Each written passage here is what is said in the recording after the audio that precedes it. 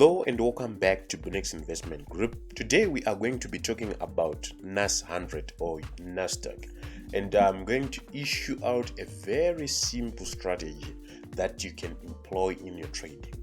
However, this asset is a high volatile asset and it actually requires a lot of capital in trading it safely.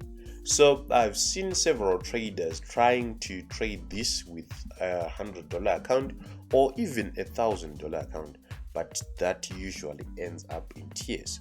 So I advise that before you tackle this asset, make sure that you have substantial equity in your account.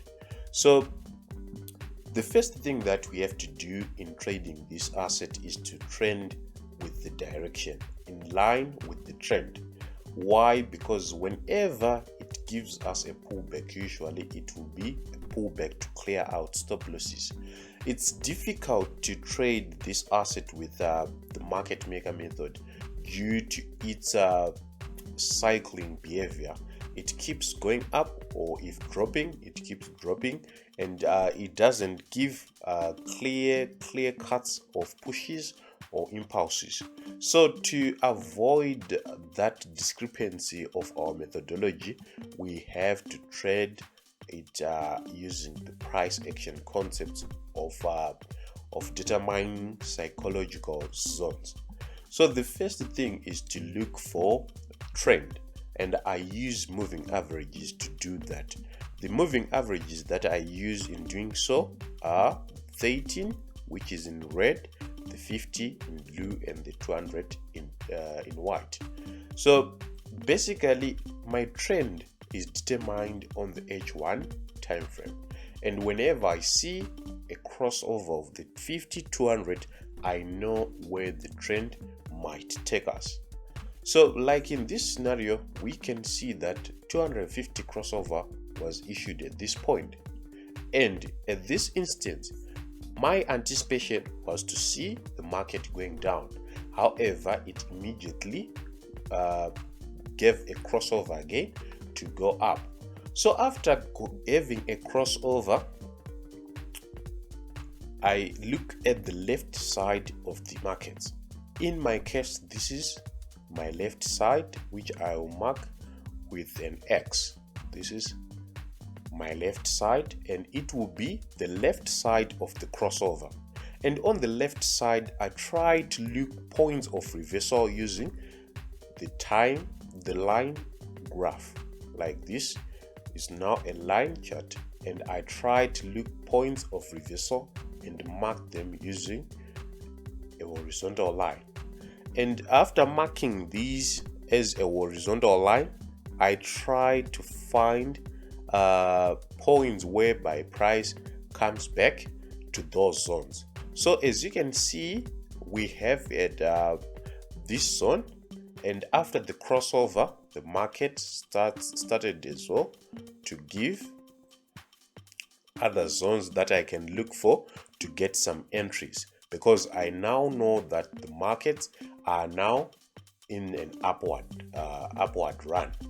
So as you can see, we had this point, and you can also look for other points on the lower time frame to see where the market pierced and came back to retest them. So going back on the candlesticks charts, we can see that the market actually broke this point, which was confirmed with the crossover that we are in a bullish run, and we came back and issued some rejections at that point. As you can see, we had some rejections. So I would love to see what we call a double bottom or a double top on these zones to fully confirm my entry points. As you can see, the market gave a double touch on this zone, and it was a point of entry.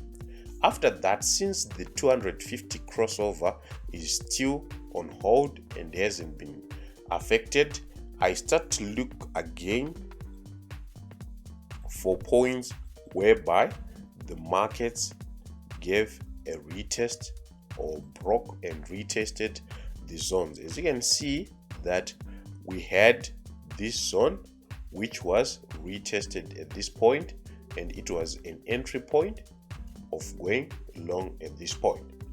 So the other thing that you have to bear in mind is that you shouldn't be greedy, and I try not to swing on this pair. Rather, I scalp. So after having a retest, just go in and make sure you move your stop losses to break even after 2 candlesticks have closed above 13 EMA. So as you can see at this point in the market, we are going with back testing. We saw that there was a crossover at this zone, and this crossover, going on the line chart, we can see that we had a point of reverse, or a zone that was broken at this instance. So what we are now waiting is to see price coming back to retest this zone.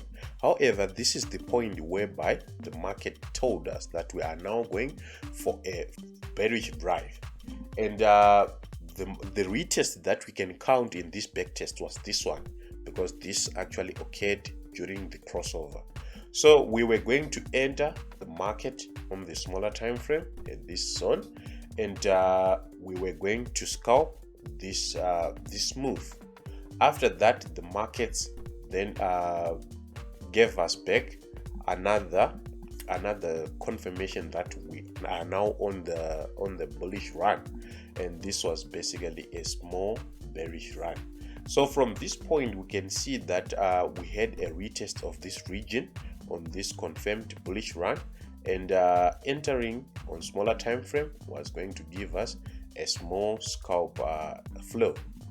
After that, they came back to retest again this zone, and we were going to have another scalping zone. So basically that is what you'll be looking for, and doing that again and again with high discipline will actually give you greater odds of winning. As you can see, this last week I had a short trade on this asset after having this confirmation of downward move, 250 crossover. After that, the market gave this zone of reversal, and it retested that zone as well, and I got in for a short sell trade. So basically that is what you'll be looking for. The first thing is to determine trend. After determining trend, you have to look for the support or resistances on from your left side, or any support or resistance that have been pierced to be retested. Basically that, and you have to do this with high discipline, and you have to practice a lot of patience. If you do so, you may find yourself increasing your odds of success on this pair. On that note, we come to the end of our video. Please check out our free signals Telegram channel. The link is down below.